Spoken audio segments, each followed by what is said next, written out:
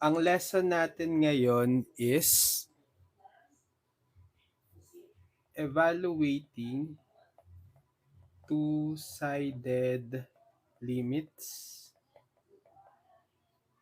for differential calculus. So meron na akong previous video about introduction or concept about limits. So kung hindi nyo pa yung napapanood is ililink ko na lang sa description. So ngayon, mag-evaluate na tayo ng two-sided limits. So para ma-illustrate, mag-solve tayo ng problems. Evaluate the following limits.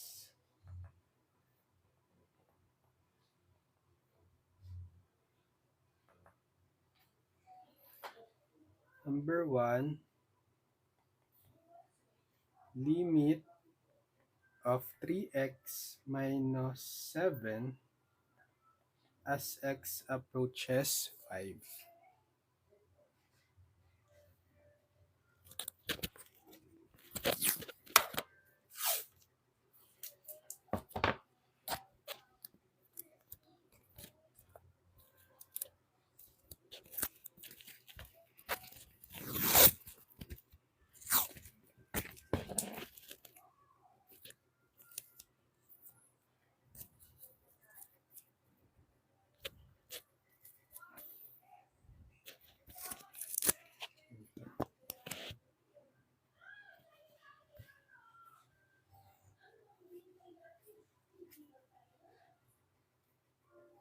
So, actually, meron tayong mga limit theorems. Okay, pero hindi ko na gagamitin yon. Skip na natin yon. Tuturo ko na sa inyo yung direct solution. So, ang gagawin nyo lang kapag may ini-evaluate tayong limits, ipa-plug in nyo yung ina-approach na value ng x sa given natin is 5 dito sa x variable dun sa expression or dun sa function. And then, kung defined yung value, then that will be the limit. Pero in case na indeterminate, for example, may 0/0 tayo na na-compute, hindi natin pwedeng i-accept yon. So, pwede tayong mag-manipulate kapag ganon. Okay? So, sa mga susunod na examples, makaka-encounter tayo ng ganon, indeterminate. So, dito kapag tinry natin, i-substitute nyo yung 5 dito sa x. Bale, ang limit is 3 times 5 minus 7. So, 3 times 5 is 15 minus 7, which is 8. So, di ba yung 8 is a defined value yan, di ba? Real number. So, therefore, pwede natin siyang tanggapin as the value of the limit. So, the limit of 3x minus 7 as x approaches 5 is 8. Number 2. Limit of 5x plus 2 as x approaches negative 4. So, try uli natin i-substitute yung negative 4, yung ina-approach na value ng x, negative 4, diba? Dito sa x variable sa given function or expression, kung defined. For sure yan, defined to kasi linear equation naman siya, diba? So, magiging, ang limit niya is 5 times, substitute yung negative 4 sa x, plus 2. So, 5 times negative 4, it's negative 20 plus 2. And negative 20 plus 2 is negative 18. Yan. So, define yung negative 18. So, therefore, the value is negative 18. Number 3, limit of x squared plus 2x minus 1 as x approaches 2. So, nadagdagan lang yung term natin. Naging quadratic na siya. 'Di ba? So, i-plug in pa rin natin yung 2 sa mga x. So, bale 2 squared plus 2 times 2 minus 1. And then simplify. We have 2 squared is 4 plus 4 minus 1. So 4 plus 4 is 8 minus 1, 7. So this is the answer. Next, number 4. Limit of 2x squared minus 4x plus 5 as x approaches 3. So substitute ulit natin yung 3 sa mga x. So 2 times 3 squared minus 4 times x, which is 3, plus 5. So we have 2 times 3 squared is 3 times 3 or 9, minus 4 times 3, 12, plus 5. So 2 times 9, it's 18, minus 12, plus 5. So 18 minus 12 is 6 plus 5, 11. So the answer is 11. Next, number 5. Limit of x cubed plus 8 as x approaches negative 2. So, substitute lang natin yung negative 2 sa x. Magiging negative 2 raised to the third plus 8.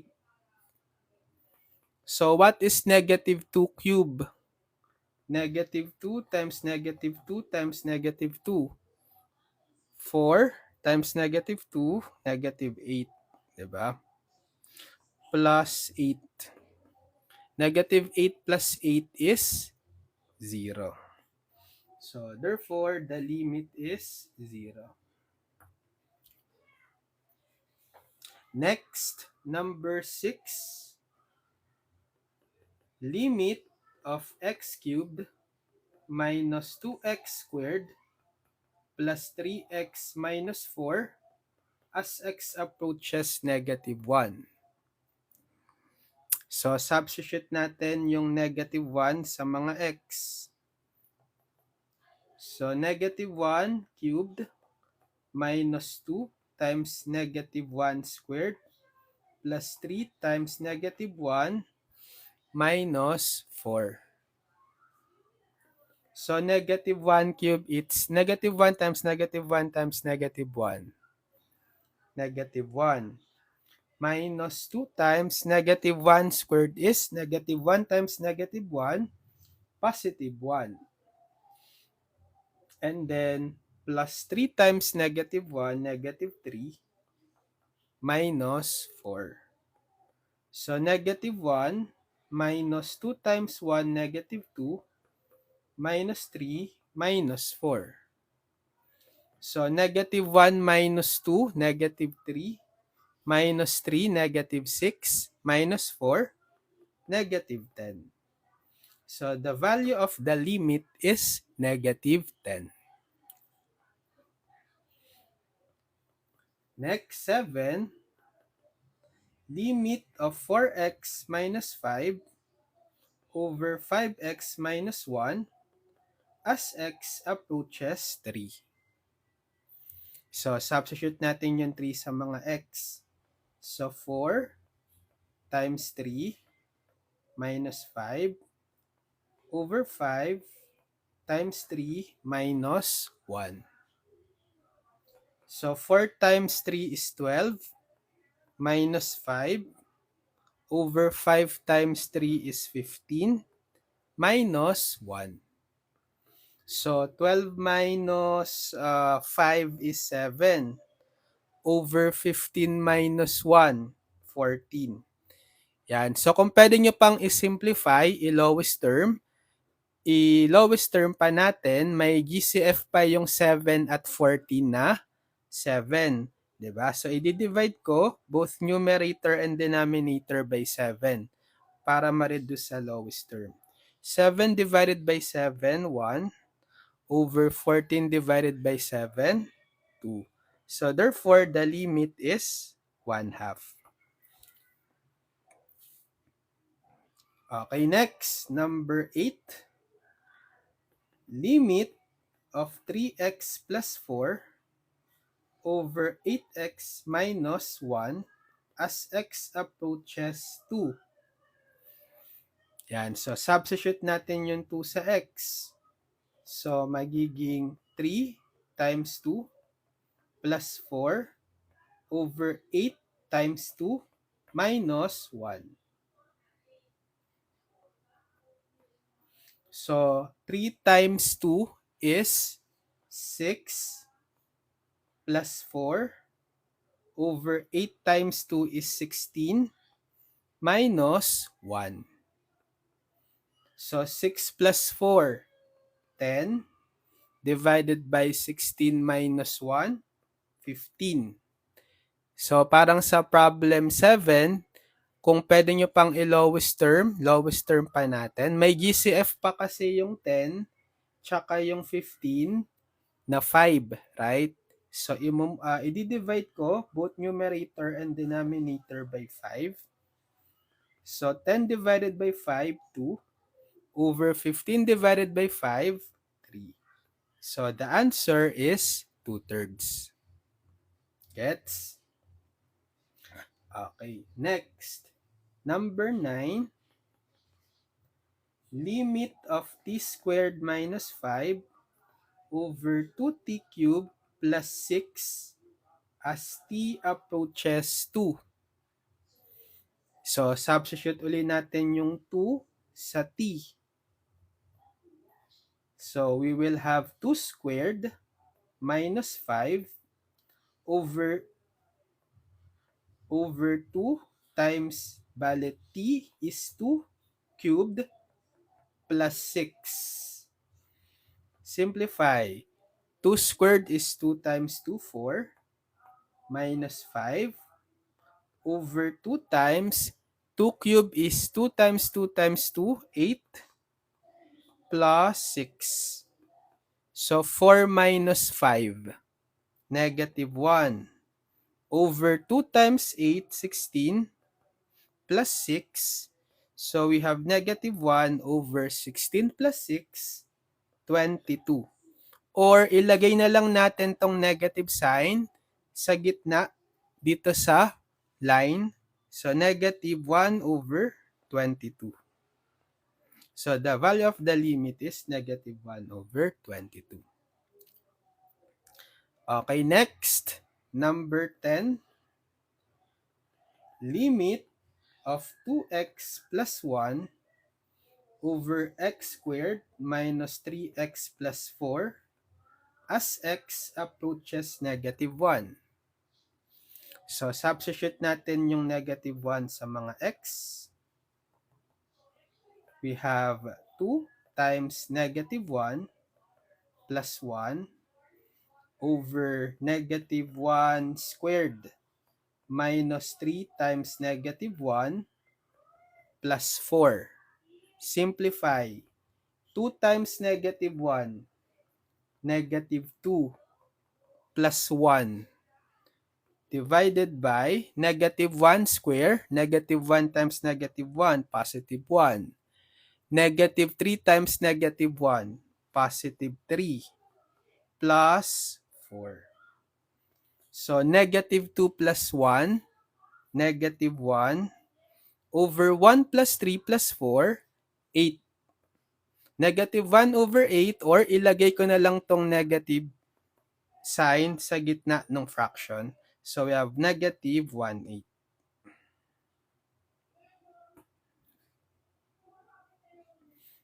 Okay, next, number 11. Limit of the square root of 8r plus 1 over r plus 3 as r approaches 1. So, substitute uli natin yung 1 sa r. So, square root ng 8 times 1 plus 1 over 1 plus 3. So, square root ng 8 times 1 is 8 plus 1 over 1 plus 3, 4. So, square root ng 8 plus 1, 9 over 4. So, pwede nyong i-distribute yung square root sa taas tsaka sa baba. Property ng radical, if we have nth root of x over y, it is equal to the nth root of x over nth root of y. So, magiging square root ng 9 over square root of 4.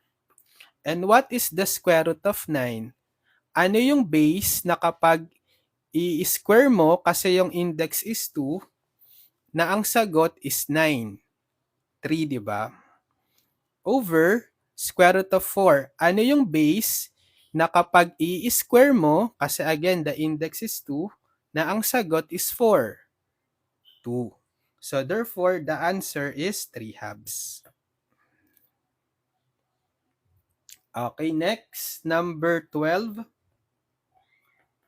Limit of the square root of x squared plus 3x plus 4 over x cubed plus 1 as x approaches 2.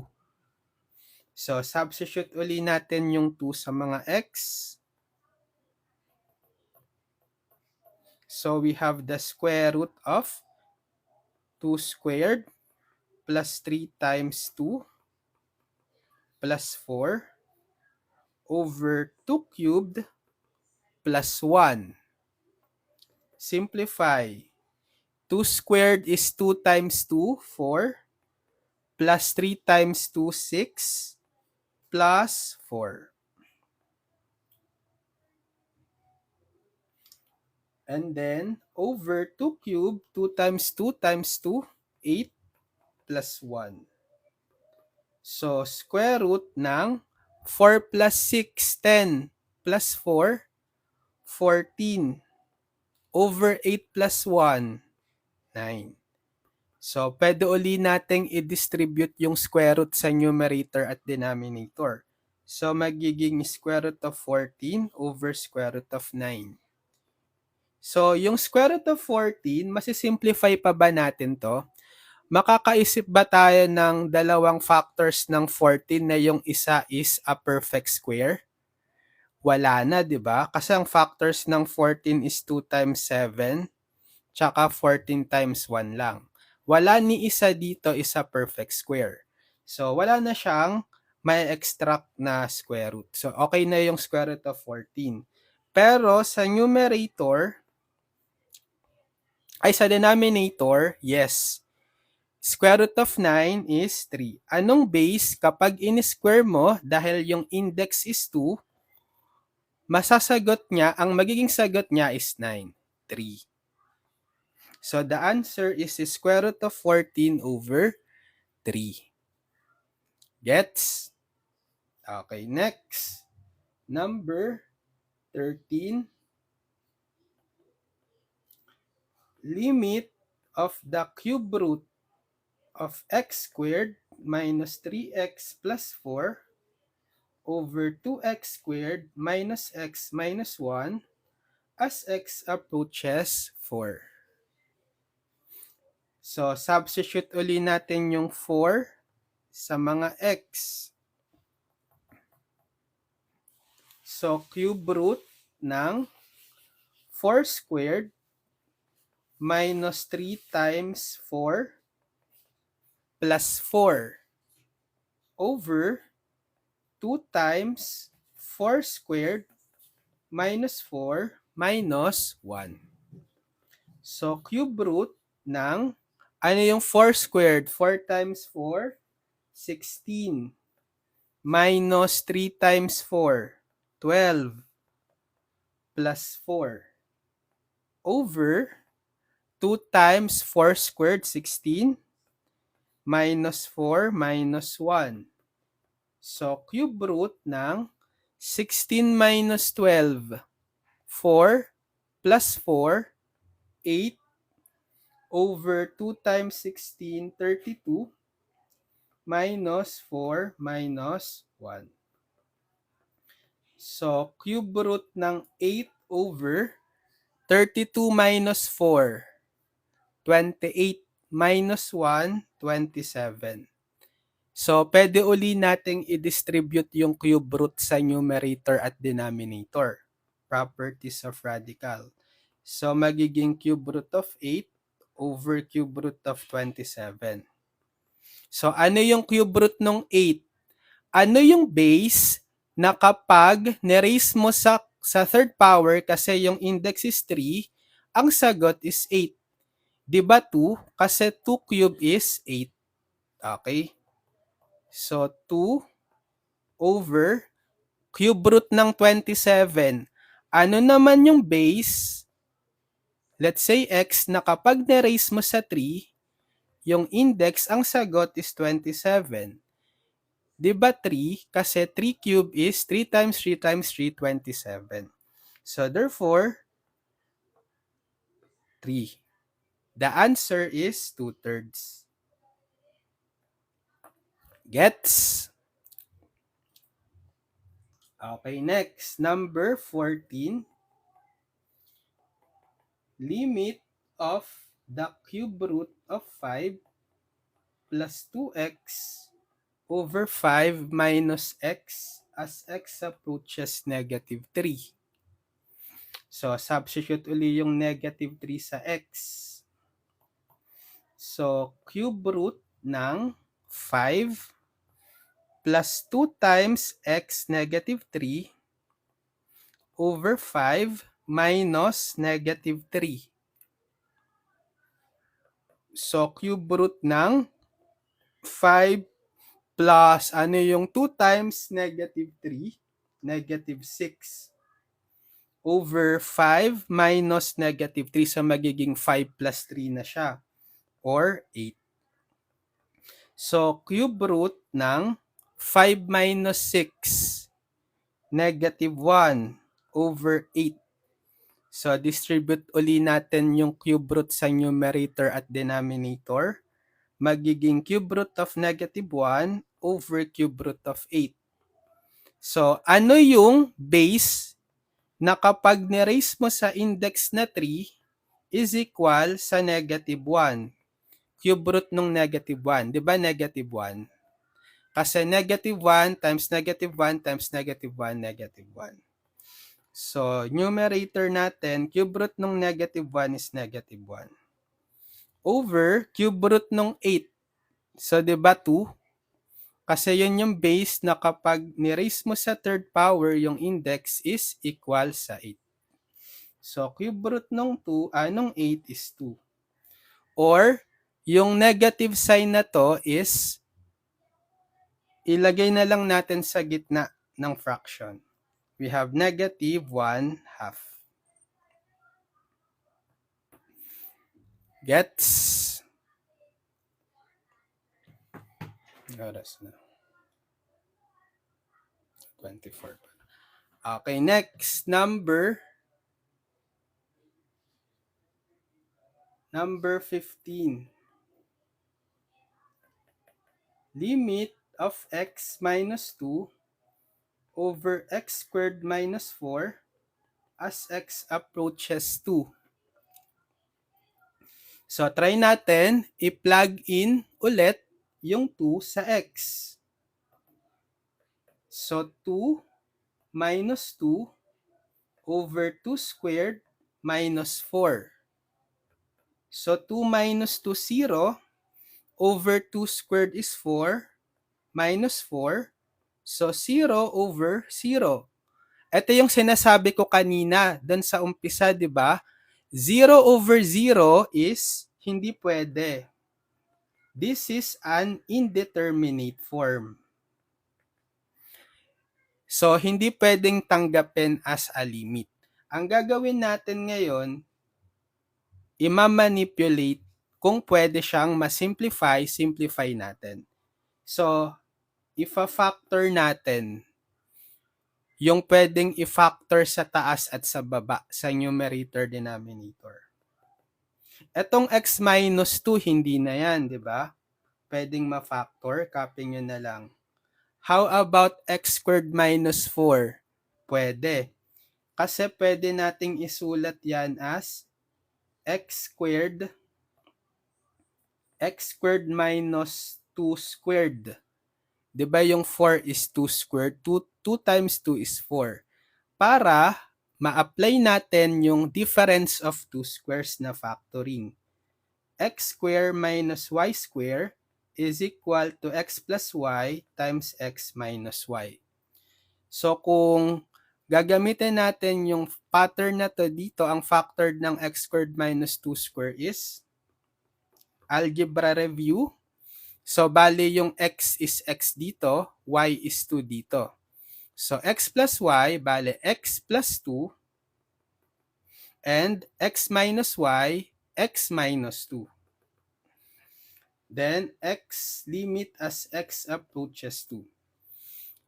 May makakancel tayo, si x minus 2. Common factor sa numerator at denominator. Pag kinancel nyo yun, magiging pareho silang 1. So ang matitira is limit ng numerator 1 over denominator na lang is x plus 2 as x approaches 2. Ngayon, pagka-simplify natin, try nyong i-plug in yung 2 sa x kung magiging defined na. Obviously, yes. So, magiging 1 over 2 plus 2 or 1/4. So, this is the limit. So, ba't naging defined na siya? Kasi, nung sinimplify natin yung expression, na-cancel yung term na nagpa 0 over 0. Etong x minus 2. Diba, kung nandito pa sila sa original form, i-plug in mo yung 2 pareho, 2 minus 2, 0, over 2 minus 2, 0. So, yun yung nagpa 0 over 0 na factor. So, since nung kinansela natin sila, yun na sila magsi 0 over 0 ulit kapag pinlagin mo yung 2. So, magiging define na yung limit. Okay, so the value of the limit is 1/4. Okay, gets? So, yun. So, meron na tayong case ngayon na kapag dinirect substitute nyo yung x, hindi siya defined value but nag-yield to indeterminate. So, kapag may indeterminate 0 over 0, ima-manipulate nyo muna yung expression. Sige, next tayo, number 16.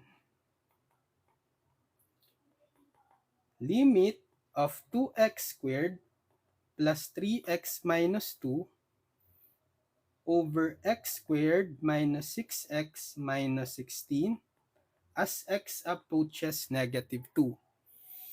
Okay, so ganun uli. Ang laging first step nyo, tatry nyo munang isubstitute kung magiging defined.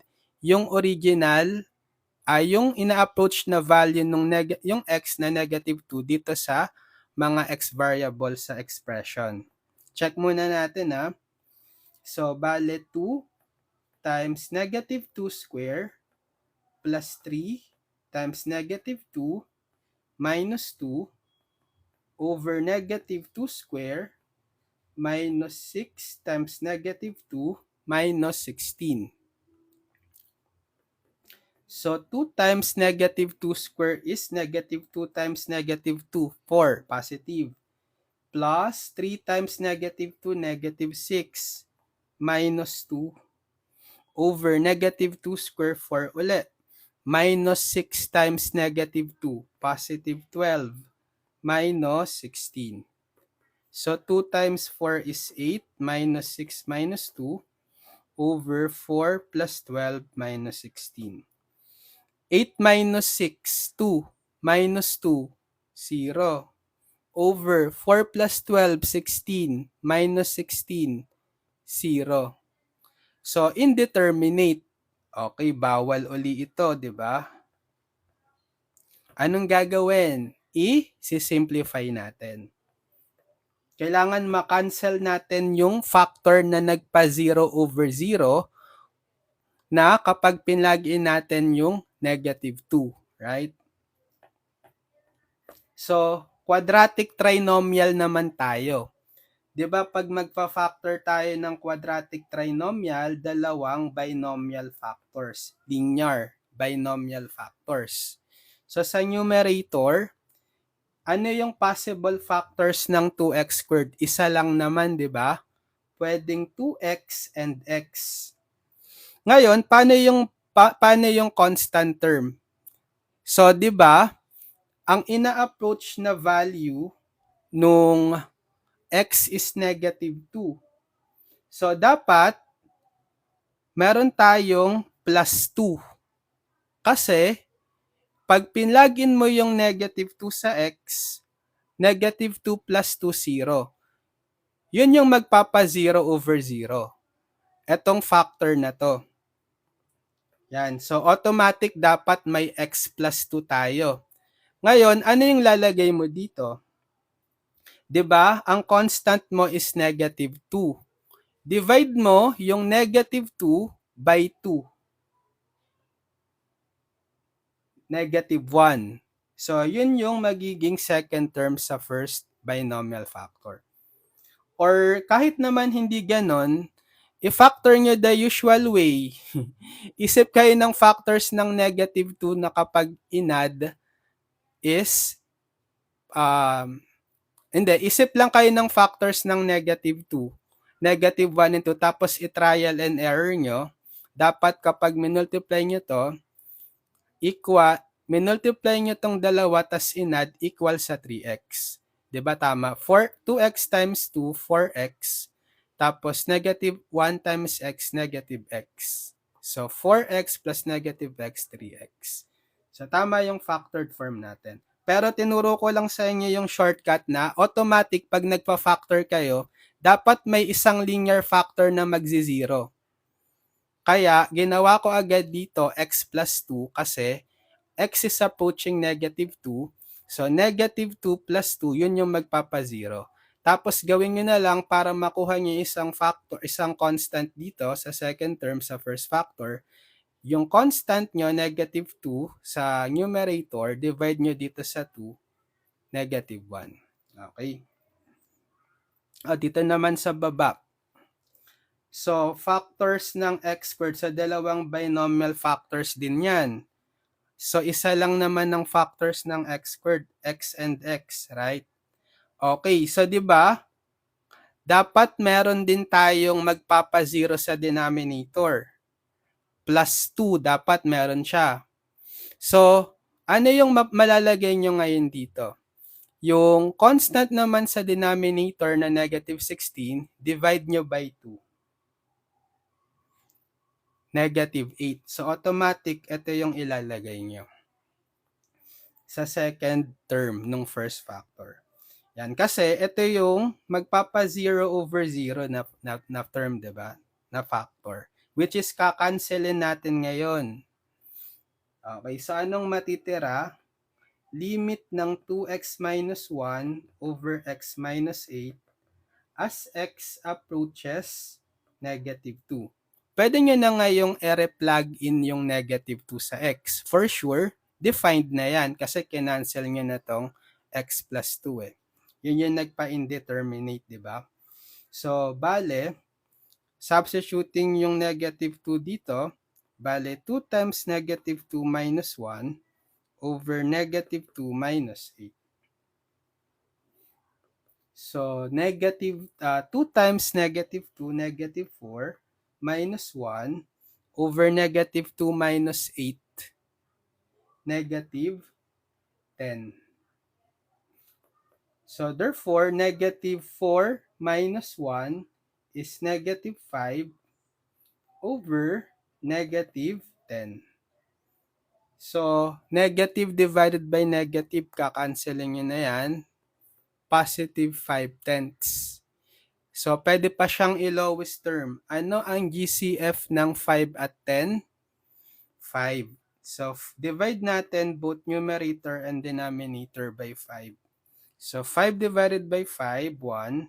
Over 10 divided by 5, 2. So the answer is 1/2.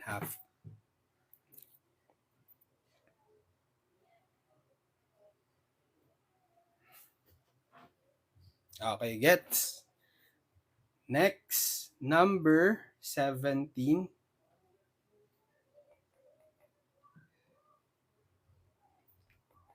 Limit of x squared plus 5x plus 6 over x squared minus x minus 12 as x approaches -3. So, substitute muna natin. Lagi ganun, first step. Try nyo kung magwo-work pag direct substitution. Substitute natin yung -3 sa x. So, -3 squared plus 5 times -3 plus 6 over -3 squared minus -3 minus 12. So, -3 squared is -3 times -3, positive 9, plus 5 times -3, -15, plus 6 over -3 squared ulit, 9, minus -3, positive 3, minus 12. So, 9 minus 15 plus 6, di ba? 9 plus 6, 15, minus 15, 0. Over 9 plus 3, 12, minus 12, 0. So, indeterminate. Hindi nag-work yung direct substitution kasi nag-0 over 0 eh. So, kapag ganon, i-simplify natin. Ifa-factor uli natin yung numerator at denominator. So, quadratic trinomial, dalawang binomial linear factors yan. Ano yung factors ng x squared? X and x lang, di ba? So, dahil x approaching -3 tayo, ano dapat yung automatic na meron tayo dito sa isa? Dapat may positive 3. Kasi kapag sinubstitute mo yung -3 dito, -3 plus 3, magzi-0. Yun yung magpapa-0 over 0. Okay, which is ika-cancel natin mamaya. Tapos, para malaman nyo yung constant dito sa second term ng first factor, divide nyo lang yung constant 6 by positive 3, positive 2. Yan. Or kahit nga i-factor nyo lang the usual way, same lang naman. 'Di ba? Factor talaga ng x squared plus 5x plus 6 is x plus 2 times x plus 3. Or kasi isip kayo ng factors ng 6 na kapag inad nyo is 5. 2 times 3, 6. 2 plus 3, 5. 'Di ba? So sa denominator naman, factors nung x squared is x and x. So, dapat may plus 3 ka rin sa denominator para yun yung magpapa-0 kapag pinlagin mo yung -3. So, dito lalagyan ka ng plus 3. Tapos, para makuha mo tong constant dito, yung -12, divide mo by 3, -4. Yan. Or, iisip ka ng factors ng -12 na kapag inad mo is -1, yung coefficient ng x. Kasi, -4 times 3, -12, -4 plus 3, -1. So, ito talaga yung factored form natin. Ika-cancel ko na tong x plus 3, yung nagpa-0 over 0. So, ang matitira is x plus 2 over x minus 4. Then, limit as x approaches -3. So, for sure, kapag nire-plug in natin yung -3 sa x, defined na yan. So, bale, -3 plus 2 over -3 minus 4. So, -3 plus 2 is -1 over -3 minus 4 is -7. Yan. So, makakancel natin tong negative.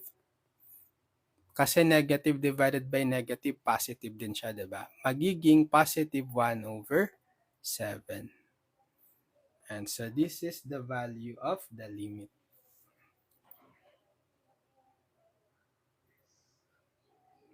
Okay, next. Number 18.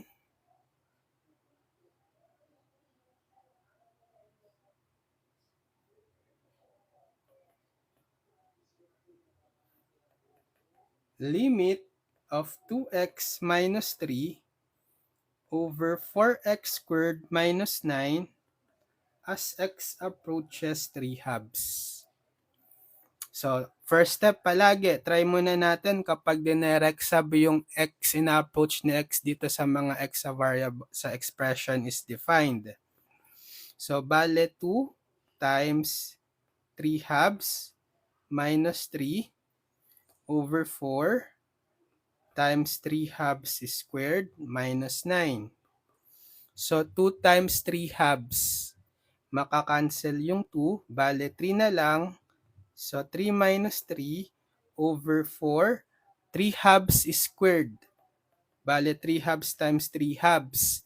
3 times 3, 9, over 2 times 2, 4, minus 9.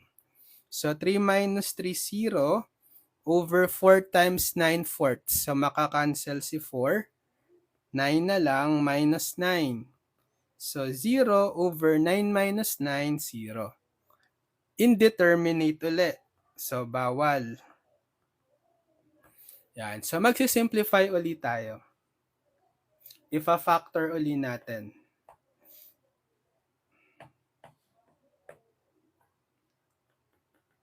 Sa numerator, pwede pa ba siyang i-factor? Hindi na, di ba? So, copy nyo na lang. 2x minus 3. Sa denominator, ito pwede to using difference of two squares. Pero dapat, i-rewrite natin yung 4x squared as 2x quantity squared. Diba? Same lang yung 2x quantity squared sa 4x squared. Kasi 2x times 2x, 4x squared. Minus, ito namang 9, gagawin ko siyang 3 squared. Para again, difference of 2 squared. X squared minus y squared is equal to x plus y, x minus y. Yan. So, kung ipapattern natin si x yung 2x, si 3 yung y. So, ang factored niya is x plus y, which is 2x plus 3. And then x minus y, which is 2x minus 3. Then, as x approaches 3 halves, makakancel natin yung 2x minus 3. Which is, di ba, yung 2x minus 3 yung magpapa-0 over 0. Kapag pinlog-in mo yung 3 halves sa x, dito sa pareho to, numerator denominator, 0 over 0. So, since kinancel na natin, yan, magiging limit ng 1 na lang yung numerator over 2x plus 3 yung denominator as x approaches 3 halves. Defined na yan kapag nire-substitute mo yung 3 halves sa x. Diba? So, magiging limit is 1 over 2 times 3 halves plus 3. So, 1 over, kakancelin natin tong 2. Matitira is 3 plus 3. So, 1 over 3 plus 3, 6. So, the answer is 1, 6. Gets?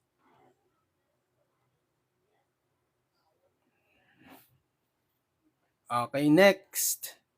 Number 19.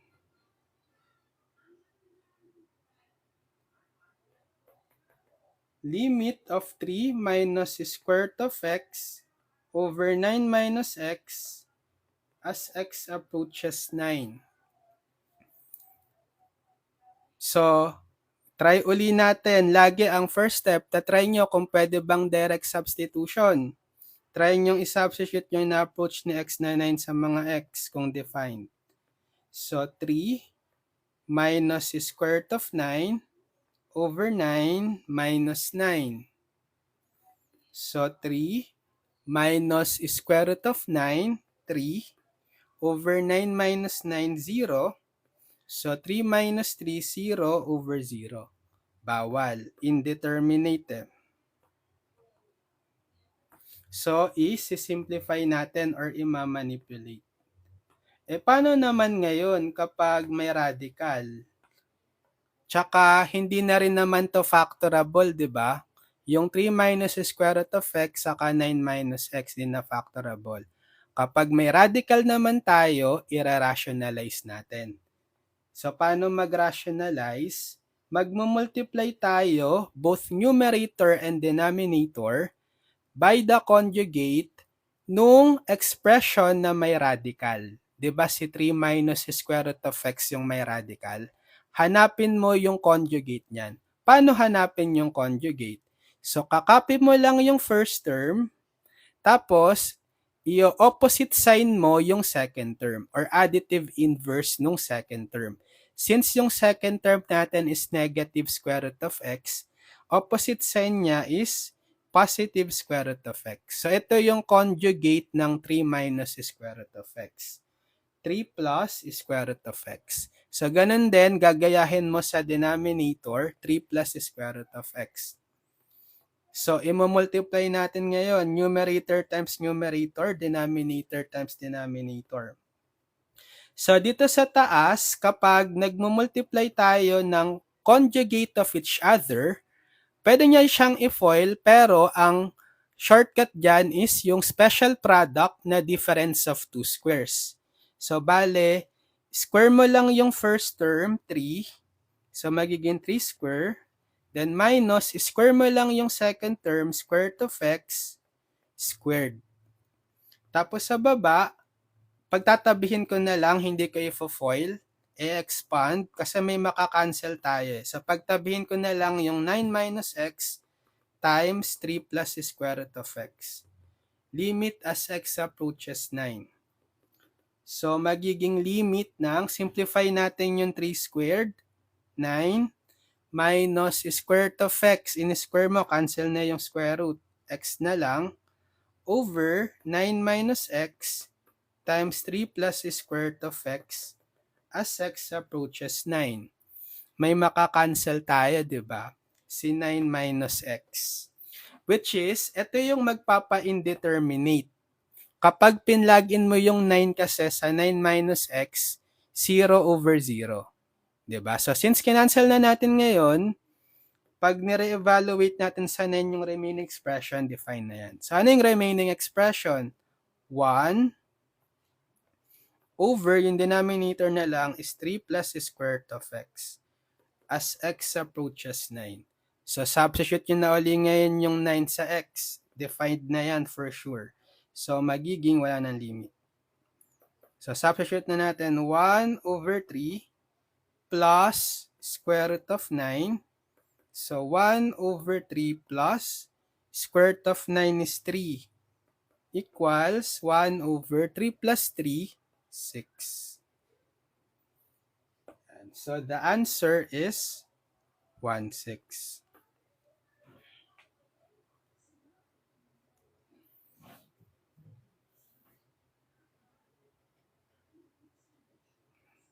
Okay, next. Limit of 2 minus square root of 4 minus x over x as x approaches 0. So, try uli natin i-substitute muna yung 0 sa x kung defined. So, 2 minus square root of 4 minus 0 over 0. So, 0 agad, automatic yan, magiging ano yan, di ba? Indeterminate. So, square root of 4 minus 0, square root of 4 or 2 na yon over 0. So, 2 minus 2, 0 over 0. Indeterminate, so bawal. Yan. So, i-manipulate natin. Sa case natin uli, may radical. So, rationalization. So, ang gagawin ko, i-multiply ko both numerator and denominator by the conjugate nung may radical expression, itong numerator. So, paano nga uli hanapin yung conjugate niyan? Copy nyo lang yung first term na 2, and then, opposite sign nung second term na negative square root of 4 minus x. Bali, plus square root of 4 minus x. So, copy nyo lang din sa denominator yan. Tapos, multiply. So, limit ng, so dito sa taas, kapag conjugate of each other, difference of two squares lang yung shortcut, di ba? So, square the first 2, so 2 square, Then minus square the second term, square root of 4x squared. Tapos sa baba, pagtabihin ko na lang tong dalawa, mamaya may makakancel tayo. Hindi ko na i-distribute yung x.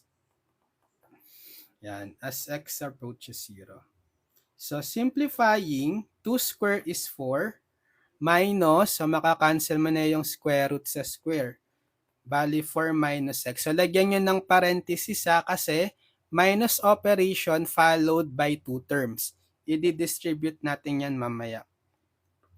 Over x times 2 plus square root of 4 minus x as x approaches 0. So di-distribute nga natin tong negative 4 minus 4, then negative times negative x, positive x, over x times 2 plus square root of 4 minus x as x approaches 0.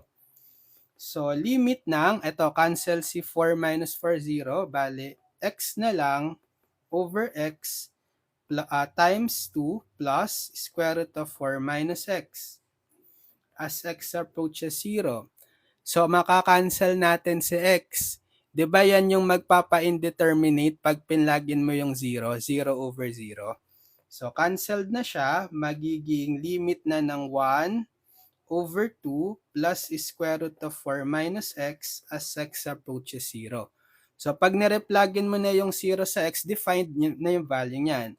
So, 1 over 2 plus square root of 4 minus 0, 1 over 2 plus square root of 4 minus 0, square root ng 4, which is 2.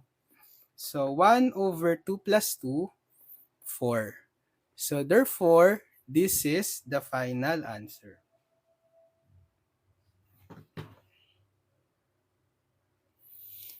Ayan. So, nakasolve tayo ng 20 problems. Sige, abangan nyo yung part 2.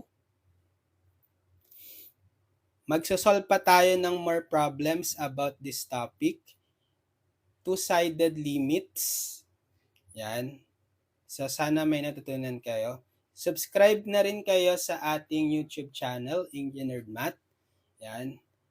Ililink ko na lang sa description yung differential calculus playlist para mapanood nyo yung mga video tutorials ko for differential calculus. Simula sa unang lesson hanggang sa last lesson para meron na kayong guide sa buong subject nyo na differential calculus. Kapag kailangan nyo mag-review, mag-practice, yan, panoorin nyo yung differential calculus playlist. Okay? I-link ko na lang sa description. Itong mga video tutorials ko, yan, para mapanood nyo. So, abangan nyo yung part 2 para more problems pa tayo. Para ma-master nyo. Kailangan sa math, nagsasolve ng maraming problems para ma-master nyo talaga. Yan. So, subscribe kayo sa ating YouTube channel, Engineered Math. Hit the notification bell para ma-update kayo kung meron tayong mga new uploaded video tutorials.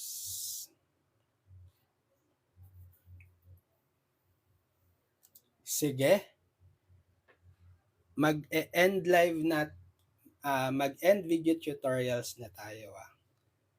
Bye-bye.